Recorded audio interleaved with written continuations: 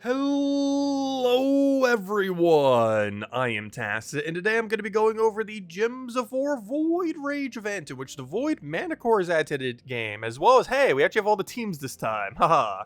But anyways, as far as thumbnail, you may notice it looks a little bit different, only a little bit. It should actually look somewhat similar, but it is mostly because my computer of 11 years old that I've had for the entirety of college and the entirety of Gems of War, pretty much my entire adult life, has finally broken down and is pretty much no longer functioning unless I want to tinker with it a ton. So that's unfortunate, but things shall go on. And it had all my Photoshop and everything else on it that I used to use for the thumbnails.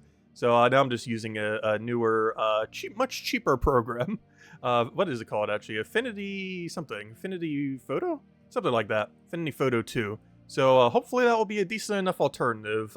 Still a lot of need to learn with it, but we're getting there as far as thumbnail creation is concerned.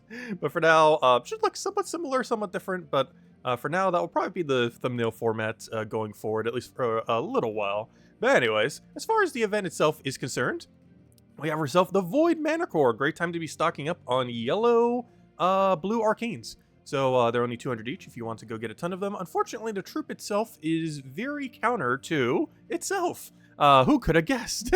A troop that counters itself. Anyways, it inflicts terror on an enemy, which on paper wouldn't be bad. But it's the second part of this ability that makes this very confusing. It then steals a bunch of attack and drains mana from them. The most noteworthy one being Steel Attack. Of course, Steel Attack means it lowers their attack, it gains attack. That's not necessarily bad. But it is very confusing with something that does Terror. Of course, for any of you that don't know, as Terror came in, I believe earlier this year when Midnight Kingdom came around, this is the first Midnight event since the Midnight Kingdom originally released earlier this year. So because of that, there's a weapon in soulforge and barely any troops here. But anyways, the Terror effect, essentially what it does is every single turn, there is a chance that the troop will be moved downwards in the team hierarchy. So if they're in first slot, they'll go to second, third, the fourth. But if they're all the way in fourth slot, it will basically insta-kill them. There's also no turn delay on this, like Deathmark has and similar things, in that, or Lycanthropy, in that on turn 1 that is applied, and you do it onto last slot, for example, it can instantly kill the last slot, as it will move the last slot out of the battle. So this can be pretty useful, the Terror mechanic, as it is basically another insta-kill on the many ways to insta-kill. However, applying this to first slot on something that you have already lowered their attack on will essentially increase the attack of the enemy, because, you know, the one that was lowered is going to get moved and then be replaced with one that has higher. And I say that because even though you can target what you inflict with your terror, what you can't target is inflicting terror every time you do a skull. So with this extremely high skull damage, you're just going to be moving away the thing that you're trying to kill. Not only are you moving away the thing that you're trying to kill, but you're also moving away the thing that has reduced attack that you kind of want in first slot. So this is a exceedingly anti-countering self troop, where like every aspect of it is trying to hinder his own capabilities. This has impervious though, I guess, which is actually interesting. I can't remember if normal Manticore has impervious, but it used to back in the day if it doesn't anymore. So kind of funny that they also gave it to Manticore, but its ability is hilariously bad. Anyways, speaking of Midnight troops, we do have a Midnight event queue drop table. I would say do not open these unless you really want to go for that star level on Midnight. Actually, what is the star level now? Doesn't it reach 10? What's blocking it from getting 10? Upgrade Midnight troops to 20? Wait, what have I not done? How have I not done that? Wait. Wait, did I upgrade some troops earlier and forget to actually level them? Oh. Did I never orb you? Oh, you know why? Some of these weren't actually upgradable earlier, and I haven't opened enough keys for Mythic since then to actually upgrade a couple of these. I think I see what happened here. Is there not a way to sort by level? Oh yeah, it's actually impossible to do Immortal Ossifer right now, isn't it? Oh. Yeah, he's kind of stuck at... Oh, that's kind of weird. These were mentioned that they're basically strong as level 20, but they don't actually have the levelage numerically of level 20. It's based on whatever they are as a Immortal troop. So now that I'm looking at it, I think it is actually impossible to reach it because no one has a level 20 Ossifer. I can assure you that. Even if you max spend on every single thing that can get you more, I am pretty sure no one in the entire game has a level 20 Ossifer right now. So yeah, that would be the bottleneck then. Interesting. Interesting. Oh yeah, also there's not even 20 troops. Never mind, there's only 18. So yeah, that would also be the bottleneck. But even if that wasn't the case, even if we get 2 more troops, which is very likely in the next midnight event, we still won't be able to.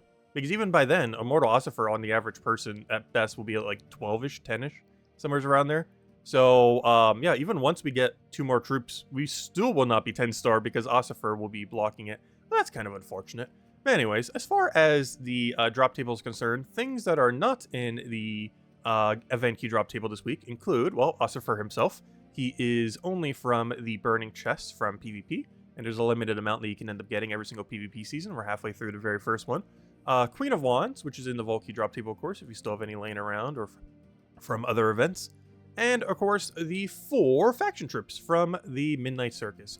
Everything else that you see here is in drop table. This does mean if you're missing something like the Midnight King that was in the Season Pass earlier this year and stuff like that, you do have easy access to it now if you happen to have 0 copies of it. As you saw there, I didn't even have enough to upgrade. I had to use an orb for it. However, you can use event keys to go and get that done, especially if you have 0, if you want to reach a certain star level. But yeah, it is pretty much capped out at 9 right now, unfortunately. As far as event keys are concerned, the only thing you're really looking for if you are opening event keys is, well, other than getting star levels, you're looking for the Void Dragon. It is guaranteed if you get a mythic, as is the only mythic here, as the Immortal doesn't count. And it's not bad. It deals a bunch of damage to all enemies, boosted by blue and purple gems, and then creates a bunch of purple gems. It's very similar to Elma Grim, except it doesn't need any kind of condition. It's very random how many gems it does, but it doesn't need another troop to get its full gem spawn. In the case of something like Elma Grim, you end up needing a burner on your team, since it can't burn itself, in order to do your max 13 purple. But this simply just does the whole range without needing any condition, making it a pretty good mid-game AoE if you're lacking some of the better options in the game. Can even be somewhat comparable to things like Stellarix in the current state of the game. Obviously, damage-wise, not so much, or total mana accumulation-wise, but in the sense that it can keep casting into itself over and over again while not having perfect consistency. Just with the big downside of its damage output's not the greatest, but with the extra turn potential it makes up for it. Has a bunch of mix reduction as well with both skull and spell, and even gains a bunch of extra magic whenever you match purple, which is obviously very common. And gaining extra magic on this thing is pretty useful since it is hitting all enemies simultaneously, so it does actually gain a really big benefit from having that extra magic there. And overall, a decent mythic. Situational when you bring it out, but when you do bring it out, it's pretty strong. Beyond that, nothing really too special in this entirety of the kingdom. Pretty underwhelming kingdom that hasn't really had much time to grow, and also the most recent kingdom added to the game, so just hasn't really had much time to really expand since then. This is pretty much the first event it has had to do so. Anyways, as far as the guild-related event, we have Invasion. Don't forget, you do have to use Lady of Ruin on your team in order to get the maximum points. Doesn't have to be upgraded, but one on your team does give you 2 times score, and of course, her herself does have 2 times magic. This is relevant because we do actually have another tower killer. However, of course, he does not have double magic, so you can end up incorporating Ahrimes into your team, especially since all the teams I will be showing do end up doubling up on her. So if you don't want to spend the extra gems to be able to double up on her by buying extra tiers than what you normally would, you can simply use one of her and then one of him, and just use him either as a meat shield or something similar, since he'll do just as much skull damage, and then have her behind. Actually, I have the wrong team here. This is for the quick kill low team, which I think I'm on copy paste right now. Let's see. Paste team. Yeah, there it is. But of course, you generally want to double up with her, but if you don't have 2 of her, just put like an Aramis as a tank in front of it, and just don't cast them, and then mostly just cast with her, so you can utilize his 5 times skull damage, but utilize her 2 times magic damage without needing to buy an extra tier. No, it's just more convenient buying an extra tier. But this also would give you more magic. We can actually see off the bonuses right here. We end up getting... Oh, we don't actually get more magic, but we do get more other stats. So yeah, there's actually even less of a reason to that. You don't even get more magic. So right here, we actually get the full magic bonus from having a 3 Mystic team, as we do a 4. They were both actually the exact same bonus. So yeah, you can just double up on her. It's slightly stronger, but he would be the cheaper alternative. The cheaper alternative if you happen to not have double Lady of Ruin. And all you'd have to do that is just buy an extra tier from the shop thingy. So for example, if you normally would have bought in tier 3, you buy tier 4. With that being said, we do get a weapon. Unfortunately, pretty underwhelming. Deals some damage to the first 2 enemies boosted by Mystic Allies. Nothing really special. All these weapons just don't have enough boost ratio or enough damage to really be worthwhile. Even early on in the game, I don't really see this being viable enough to really ever bother bringing out. Even for this game mode, you'd rather have an explodey resummon weapon rather than a that. Right now we're just using Wand, of course, but if you don't have Wand, literally any weapon that explodes with a resummon will be perfectly fine for the event. And of course, it's pretty much the same as it always would be. You just go and kill the towers real quick. Actually, might as well do a fight real quick. We're already here. I'm pretty sure most of you know how evasion goes. They're very squishy. Always make sure to get the Valhawk Tower. It does give you 2 sigils. It's one of the few modes where the sigil is actually not specifically from a Valhawk, but rather a unique kind of structure. Don't you dare run away. So it does have a chance to run away every time, 30%, as do all of them do, as far as gnomes and everything else. But we just go get our skulls down, do our one-shot pokes. She does create skulls as well in our mix. I didn't actually go over her ability. It's one of the reasons why you want to run 2 of her, is she can backfire. She creates a mix of skulls and purple, specifically 6 and 6, not actually a mix. That is actually a slightly different mechanic, but it consistently creates exactly 6 purple and 6 skull every single time, whereas mixes does, like, you know, it could do 4 and 10, so on and so forth. It doesn't do it evenly. Or sorry, 4 and 8. Math was wrong, but you know what I mean. When it's mixed, it could be like either number of the two, but this is a consistent 6-6. And the main downside of this, of course, is if you miss with skulls, or even just miss completely, you're going to give the enemy skulls, and she has no skull reduction or skull dodge whatsoever. And this is completely irrelevant because they have immune to basically everything. So she doesn't have any extra thing to kind of keep her fortified on skulls. So it is very likely, especially at the later fights, that you're going to lose your first one, potentially even both. But you're definitely going to lose out your first one, especially with lower stats. So she's a little bit of a liability, even though she'll win the battle a little bit quicker like she just did there. The deeper you go, the more of a liability that will be rather than a benefit. But it's really good in like the lower to mid range like we're at right now. So if your guild has just a bare minimum requirement, it should be perfectly fine for that. But if you're going a bit higher than that, it might be a little bit more difficult due to her backfiring so much. And of course, you do still have access to the other guy if you want to end up utilizing him a bit more and just utilize her mostly as a finisher, particularly on like Bastion Tower or something similar. But anyways, that's Invasion. Same thing as it generally normally is, other than like the little holiday things we have for it occasionally. Speaking of holidays, if you have gotten any points left from the running of the Foxes event, the Beast event that we've had for the last 2 weeks, while you cannot earn any more points, you can use any points that you still have remaining. Highest priority, I would say, at this point would be to, if you can afford 7 of the pet, get that to get the golden version, which is 700 total points, as so far these have never returned. Beyond that, getting the Foxglove, while this will return in a couple months, it is actually really good. It's even better than the mythic that we get at the end of this campaign. They're both really Entangle gem based, because that's the power gem for the season. Also, I don't think I went into that screen yet. We'll need to go mention that too for the campaign. But this thing is actually stronger. Here's the campaign mythic right here, Foxglove. It is actually effectively stronger in almost every situation than the mythic that we're getting at the end of the campaign. That's somewhat similar to it as far as like what it does ability-wise, at least trait-wise. So, yeah, it is basically just the mythic of this season. So if you haven't picked it up, definitely make sure to do so with your points. So if you didn't, not to worry, you can get it in about a few months.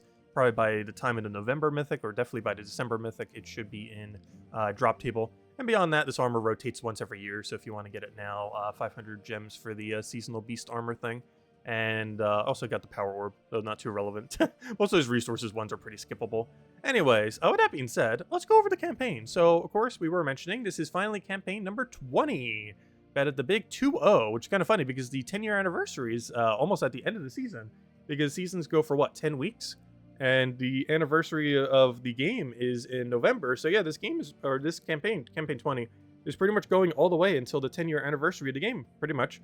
Because 10 weeks from now, yeah, that basically brings us to mid-November. Pretty close to it, which is when they normally celebrate the anniversary of the game. Anyways, so as far as rewards, we have the standard pet here. Nothing really particular other than that they generally never come back. A few of them have, most of them have never. Though they're just purely cosmetic. We have this staff, pretty underwhelming staff. It deals a bunch of scatter damage boosted by Entangle gems, but given that it's scatter, it doesn't really matter. This would have to be an absurd boost ratio of like 50 or something for that to matter at all.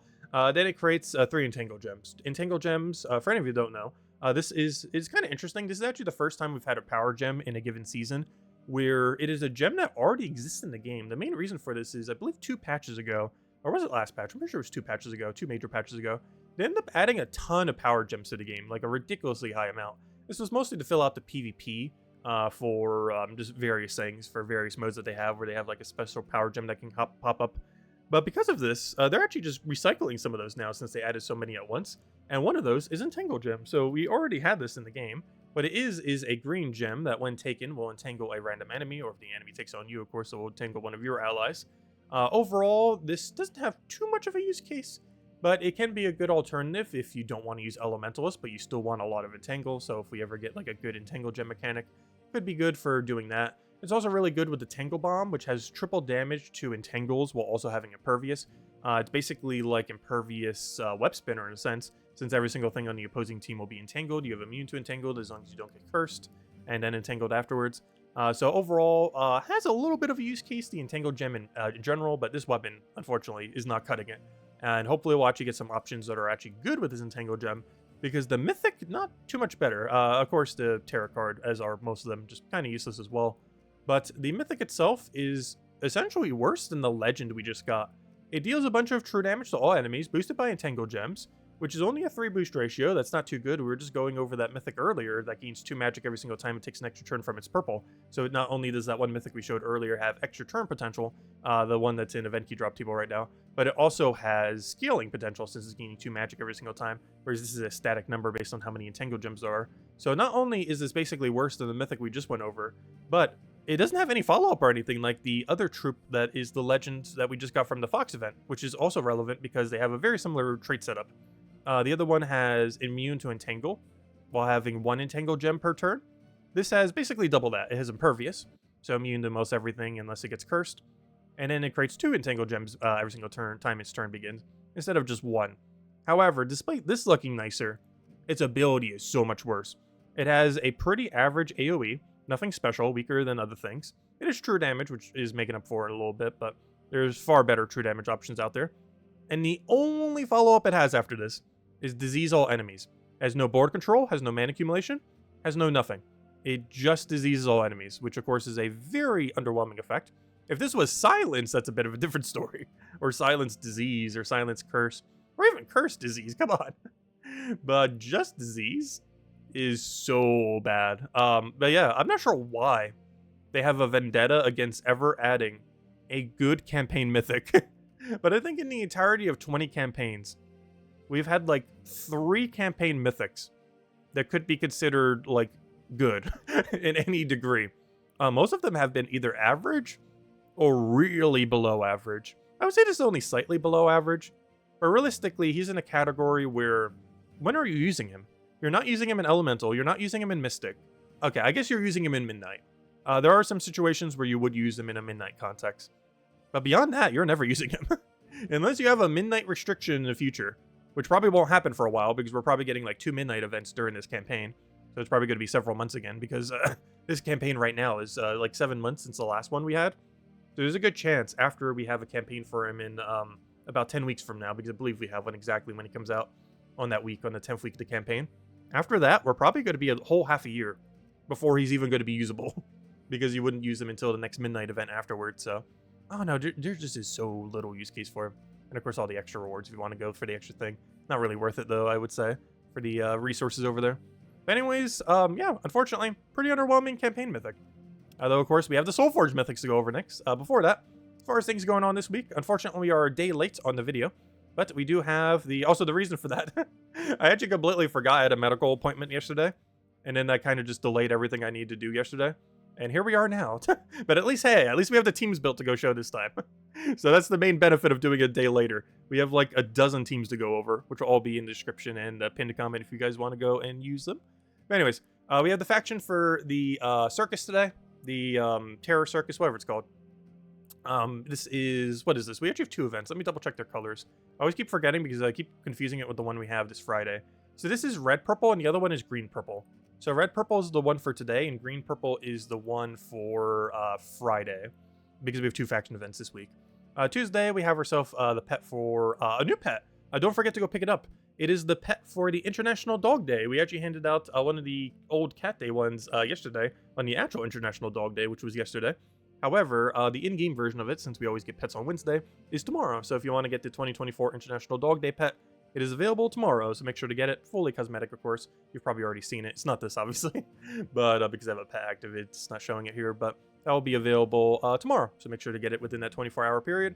Beyond that, we have the class trial for the Midnight class of something so irrelevant, I can't remember its name. I just did it for the team name earlier, too, and I already forget what it is. It's something useless. You don't need to even acknowledge that this thing exists, but you can get EXP for it on Thursday if you have not yet maxed it. And on Friday, we're going to be getting the another faction event.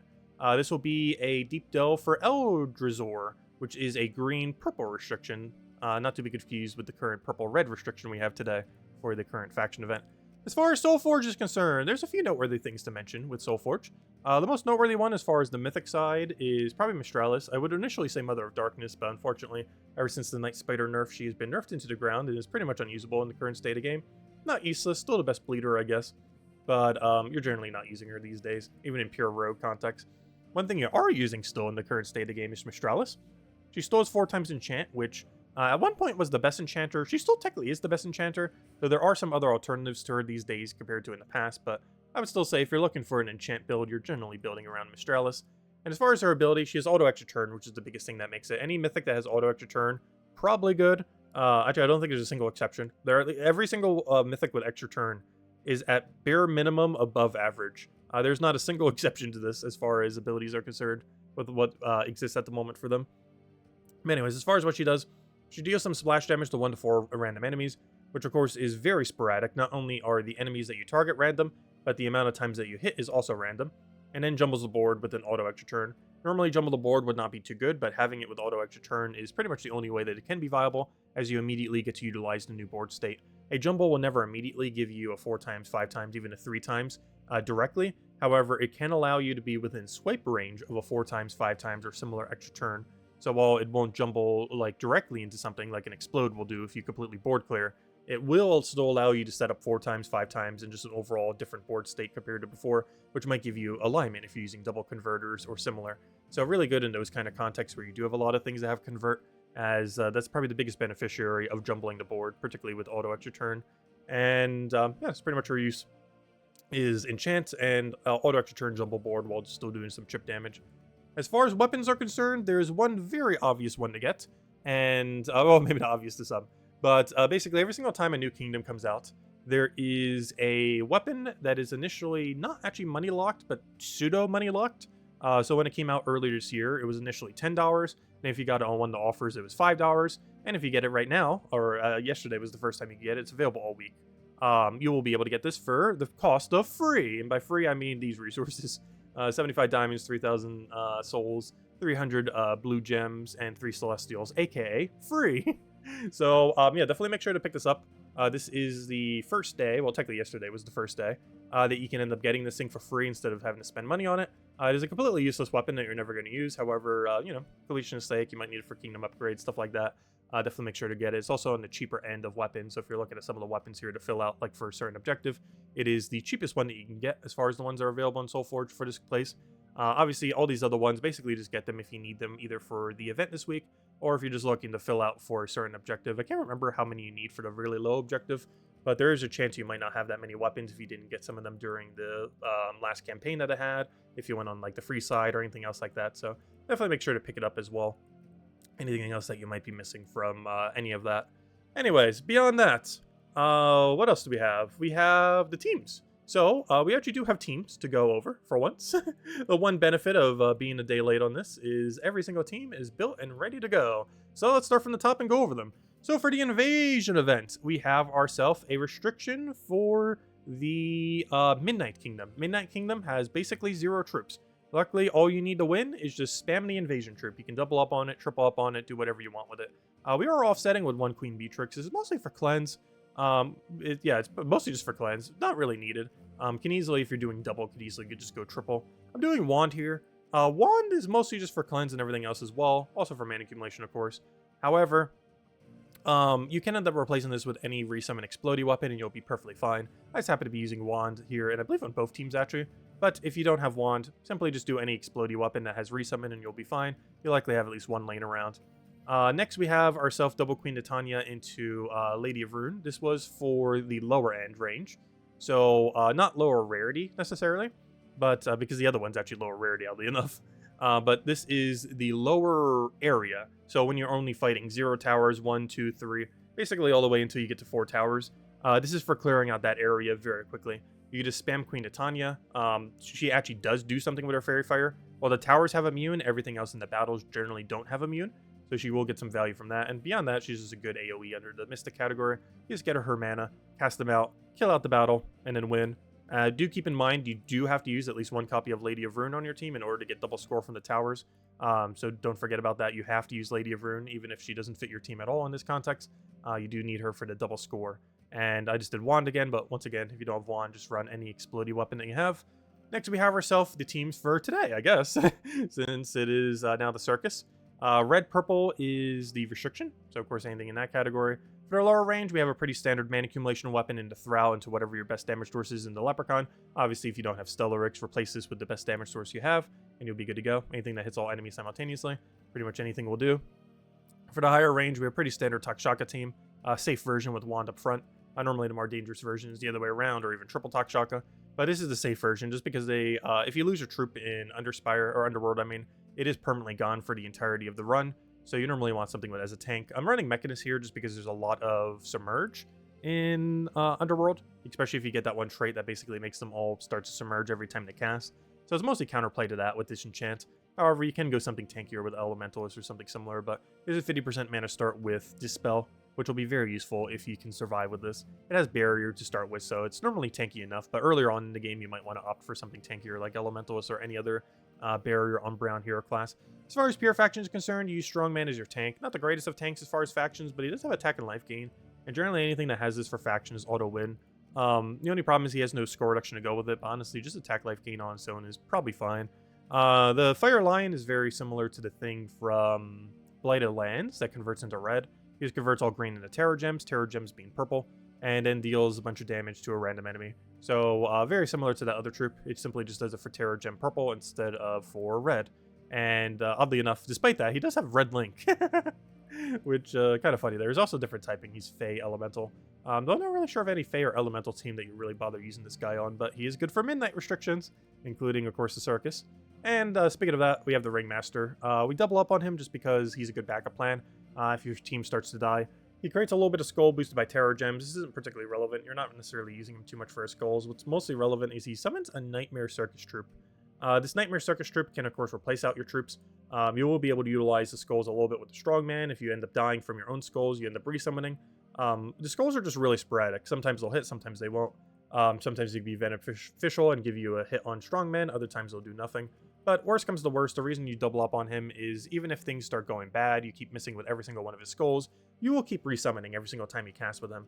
So it's basically a resummon war. It's one of those kind of factions where very resummon heavy. You could easily summon like over a dozen times depending on what your stats are on the final 500 pure faction. So it's basically just a nutrition war until you out resummon the enemy and you eventually chip them down with skull damage. There it is. It's Nightweaver. That's why I didn't remember its name. But yeah, Nightweaver, pretty underwhelming hero class. Actually, I haven't checked it in a while. I'm pretty sure it does nothing. I know I have had no inclination to use it this entire year since it has existed. So I assume it does nothing. It has Arcane, but Archmagus does it better. Give a bunch of magic to all Mystic allies when matching purple. So there are some contexts when you're using a team like that where it could be okay. Yeah, there's... Oh, actually, I don't even have the 2 final traits. That's kind of funny. I never bothered doing it from when I got it. Oh no, it just seems like weaker Archmagus and weaker, what's that one other hero class called? Necromancer. I feel like both of those and most of their contexts are very similar to what this does, with very similar trees. Like even Necromancer, I believe is 2 out of 3 trees as Cunning as Shadow. I believe it's something different than Chaos though, while having a pretty comparable trait setup. Oh no, there just isn't much of a use case for this. The only time you'd ever really bring it out is in a 4x Mystic team, and that is about it. And even in that context, you're probably still better off with other hero classes. But that's about the only time you're really going to bring it out. Which I guess, if nothing else, that is technically the restriction for Invasion right now. So if you want to use that instead of Archmagus, so Archmagus is generally considered overall better, just because of its extra purple. Because they're both used in a purple context, but it really comes down to which one do you want, slightly more magic or +3 purple. And more often than not, +3 purple mana is stronger than having +3 magic. So Archmagus is almost always used instead of it, even in a context where it would be best. Even in a context where you're using a 4x Mystic team, the best opportunity to ever get value from that hero class, it is still generally beaten out by just using Archmagus, which is kind of unfortunate. It shows how strong Archmagus is and or how weak that hero class is overall. But yeah, you can just gain some XP for it, but more often than not, you're just using Archmagus instead. Even in the niche situations where it might be good, it is still generally worse than Archmagus. So I just realized I've Archmagus set to so many of these teams, which just goes to show how much better it is overall. I don't know, it just generally speaking, +3 purple mana is going to be way more valuable than like 10 to 20 magic in almost every fight, assuming your team is purple heavy. Anyways, Next, we have ourselves the Underspire. This is a midnight restriction. I do have to say, midnight or the faction event this week, if you do not have Void Dragon nor Immortal Ossifer, as in you're missing both of these 2 damage sources, basically the 2 mythics from this place, I would probably advise skipping or just doing the free battles or doing very, very minimal of Underspire, even if you normally do slightly more. Just because these 2 are about the only thing you have to do damage in any speed that isn't glacially slow. Unless you want to build almost like the pure faction team for running this place. Because they both hold like 90% of the damage that exists in this kingdom. This thing we already talked about earlier has really good loot potential, scales into itself, has some reductions, almost like a little mini Stellarix if you don't own Stellarix. Plus you can't even use Stellarix for this restriction. Fireline is a good purple convert into them. And of course, Immortal Ossifer. This is actually the most common one that you'd likely have. If you've done any amount of the PvP this season up to this point, if you've been keeping up with dailies, you probably have an Immortal Ossifer laying around. He has Invulnerable, which means he's even immune to insta-kill and everything else. He has Curse Stun. He has, well, assuming you have him upgraded enough. But most notably, he has a lot of damage. He converts all greens into Doom Skulls, and then has a bunch of true damage. So you can actually go with a Skull Heavy first slot. I think I did that on the cheaper team, because I kind of had to. On the cheaper team, I just had to go with something like that. I ended up using something that could scale, so I just used the Faction Troop since he's very accessible. And also still one of the better scalers for the place. And then you just go straight into it with Doom Skulls. And even if you don't kill it with Doom Skulls, you still have true damage chip on them. So that's pretty much the game plan if you're doing a cheaper team. I am considering also for a cheaper team. I'm still kind of in question if I should consider Immortals cheap or not cheap. But in this context, I have to consider them as a cheaper troop because the next alternative is the worst looking team you've probably ever seen. It's literally just the pure faction team pretty much just with Hero on it. Which, yeah, that's not going to get you that far. Like, you can do that for Underspire. But the speed at which you will win is going to be so glacially slow. It doesn't normally matter for a 500 pure faction. Because for a 500 pure faction, you don't really care if you win slowly. You just care if you win without losing. Underspire, you generally care if you're what the speed at which you're winning. Because of how long the mode takes over the course of the week. So this is like the bare minimum. If you don't have a Mortal Ossifer, just don't really bother with Underspire this week. It's just going to be so slow. You need either the Dragon or Ossifer, and to just build completely around them based on how you want to do it. This building, of course, around the Void Dragon. This, of course, building around the Immortal Ossifer.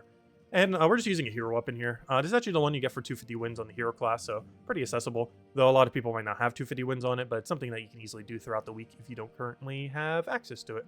So something you can end up picking up. As Underspire doesn't really have a time limit, you can just do it all on the weekend if you want to. Just make sure to be buying your torches every day if you're doing to a certain amount. Anyways, next we have ourselves the faction event for this Friday, since we're not going to be covering a separate video for it, but we do have a faction event on Friday, Saturday, Sunday this weekend. For Eldrazi, we're going to be getting a new spider, though with most new faction troops for the 5th option, it is pretty useless, like with most of them, unfortunately. As far as the troop is concerned, or never mind, not the troop, we're not going over the troop right now, but as far as the team is concerned, the green-purple restriction, for the lower range team, we're just running with a pretty standard Rowan quick heal team. We don't have access to 50% mana start, but we do have access to Thrall Leprechaun, which you can put any damage source here. And we're doing our Skia Shield just to end up boosting it up in order to go and give it a ton of armor, which it needs for its 2 times damage boost ratio. Next, we're going with a Box Strider kind of build. Instead of Thrall Leprechaun, we're doing Box Strider Leprechaun. With Box Strider, we have a couple different utilities. While it does have a slightly higher mana cost, it does have Entangle on Skull. It has 33% skull reduction, making it really tanky overall to skulls. And also gets an Entangle or random ability when it ends up casting, at the cost of not having its extra turn chance. We're just running a wand to get a bunch of immunes. We can also use the curse from this in order to get rid of Submerge in any situation where that does happen. Though, actually, now that I'm looking at it, we actually don't need to get rid of Submerge because we're just running Zolgoth as our main damage source. But keep in mind, you can run anything here. It doesn't have to be Zolgoth, just run your biggest damage source here. And then you can synergize it with your wand, in which case you might need Curse if you're running even like a, like a Stellarix here or whatever else you want to run. Or just running Zolgoth for the insta-kill. So it's just a basic standard triple mana accumulator into biggest damage source kind of team. With the wand just getting rid of any effects or giving you effects that you need in order to win out the battle based on what your troop is. And for the pure faction team, we're just running double Deep Huntsman and double of the Legends. Keep in mind, your team will not actually be this. It's going to be the Tome Spider, Deep Huntsman, and double Martron. The reason that's set up like this is you have to start as pure faction. But realistically, what you're going to do is very early on, ideally on the first fight, you're going to deliberately let your Deep Huntsman die, and this will give you a 100% chance to summon a Tome Spider, as it says right here. And then your team will be 1 Tome Spider, 1 Deep Huntsman, and 2 of the Legend. You're not allowed to start your team like this, but as far as pure factions are concerned, it only cares if you start the faction as pure faction, not if you end it. So you normally want to kill this out to give yourself more diversity. It allows you to cover red, as the Tomb Spider is brown-red. They've also tweaked that troop like once or twice, and after all the rebalance, it is quite a bit better than it initially was. Still not the greatest troop, but, you know, having more variety on a team like this is definitely going to be beneficial. So yeah, you normally want to kill them out for speed. This isn't required, but it mostly allows you to win the faction just a little bit quicker, rather than having to spend as much time on it. But it can be win just by trying to keep him alive, and if he does die, then, well, you get a summon anyways. So you can use him purely as a meat shield, or you could try deliberately letting him die in order to speed things up. But anyways, as far as the legend is concerned, as insta-kill, this is the main way that you win, obviously, is you try to insta-kill, chip down the enemy team, and you just keep doing this over and over again until you win. Very luck-based. It reminds me a lot of Crypt in that the main win condition is tank like crazy and then insta-kill, chip whatever you can, which is one of the reasons why you normally want to go with the Deep Spider, or not Deep Spider, whatever it's called, the Tomb Spider a little early, because this allows you to damage down some of them, especially if you're getting unlucky on the insta-kills. Otherwise, your whole win condition is RNG insta-kills, which is fine. It's just going to take a while if you get unlucky, but it can get pretty good boost ratio. It's boosted based on Curse and Webbed while having Curse and Web, meaning if you, which is also the reason for doubling up on it. And the reason for doubling up on the tank is you still want to have one as a backup if this does become a Deep Spider. I keep saying Deep Spider, I mean Tomb Spider. But that means in total you can get a boost ratio of 8, 16, 32, 40. You can get a 42% chance to insta-kill if the entire enemy team is Cursed and Webbed, which with this troop is not too hard to do. Though, of course, as they die, you will start losing 8% insta-kill every single time. So you'll initially go from 42 all the way down to, what, 34. So you'd go from 42 if you have them all Cursed Webbed all the way down to 34 after your first kill, and so on and so forth, losing 8% until it's all the way down to only an 18% chance to insta-kill the last slot, which is, once again, the reason why you generally want Tomb Spider to help you out with damage. Because once you get down to only 1 or 2, the insta-kill chance on the Legend is increasingly worse, and will take increasingly longer to land, but that's pretty much the whole premise there. Oops, what am I doing? Oh wait, was that the final team? And yeah, that was the final team for everything this week. But anyways, guys, if you still have any other questions, feel free to leave it in the comment section below. All of the teams are in the pinned comment if you want to go and copy paste any of them. Also, let me know what you think of the new thumbnail, though honestly, I think I made it pretty similar. I actually polled it on one of the streams on if we should make it look new or make it look different. And while the stream thumbnail actually looks a little bit different, I think the one I made for the video looks pretty similar. Other than like the icons and like a few things kind of missing. Like I didn't bother putting the resource in the middle because that's a pretty dated mechanic. I also didn't put that one old gem for like the weekly thing because that's such a dated thing too. I just did that just because we were, and just never really removed it. But now that we have a new thumbnail format, like for example, I would put like the resource of the week in the middle. Like this week is soul, so I put like a little soul icon there, but that's pretty irrelevant these days. Like does anyone, honestly, I'm actually curious on this. Have any of you in the last like month utilize the extra bonus that you get from using the Glory Troop on a given week? Like, is anyone this week going to be using Void Manticore for 40 extra souls? Because generally these have always, not always, but pretty much after a year after these were introduced, this bonus, it was pretty much irrelevant because by then we had Ferris Ra, we had, I don't think we had Cedric by then, but we did have the concept of gold farming teams. Technically this existed since day one, gold farming teams, but you know, we've had better gold farming teams.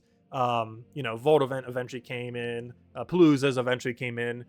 Like the amount of extra bonus that you get from these resource wise is so laughably bad in the current state of the game. Like if you're a brand new player and you just like got the mana core and something, it's like, you know, it'll be fine. That can definitely add up to be a good handful of souls. But later in the game, the bonuses that these give are laughably bad compared to you know, just compared to other things within the game and resource rates. Even just using like a soul farming team right now, which is even one Ferris Raw, will do so much more than you could ever get by just dumping that onto a team. I guess it could still be okay if you have a structure of 3 troops that can easily win, and you don't necessarily need a 4th. For example, one that I spam a lot these days, which I generally don't show in videos, but if you see any streams, you probably see it every time. Not that one. That is one of them too. But the double Pharaoh Kafru team with Essentia, I could technically replace out one of these for that and, you know, get free souls every battle. It's just not worth it to sacrifice his speed for the souls, though. But if you are running, like, a triple structure team that technically doesn't need a 4th troop, you can kind of plop them in for some resources, but it's a really dated mechanic, and the resources you get from it just generally aren't worth it. But anyways, guys, I hope you all have a wonderful, wonderful week. Of course, our stream schedule now is only Monday, Fridays, and Sundays currently for Gems of War. So our next stream will be this Friday. We'll be messing with the Eldrazi faction event, actually. Of course, today we have the one for the Circus, but this Friday we'll be messing with the Eldrazi one a little bit. For the most part, I've actually been skipping the faction events quite a bit lately. Mostly because compared to Vault events, their payout's just not too good. Like, this would take about half an hour to get 2 orbs and a Vault Key. That's not bad, especially earlier on in the game. Plus all the other cursed shards if you still need them for Underworld, which is probably the main reason you'd still do it. If you haven't gotten level 500 all Underworld, definitely still always worth doing these events. But you know, we have all level 500 all Underworld. 2 orbs and a Vault Key isn't going to do too much to us, so I've actually been skipping Tuesday events a lot of times lately. Maybe I'll poke them here and there, but I don't know. There's not as much loot compared to Paloozas and everything. They've been like that for a while, but I've only pretty recently started actually skipping on them.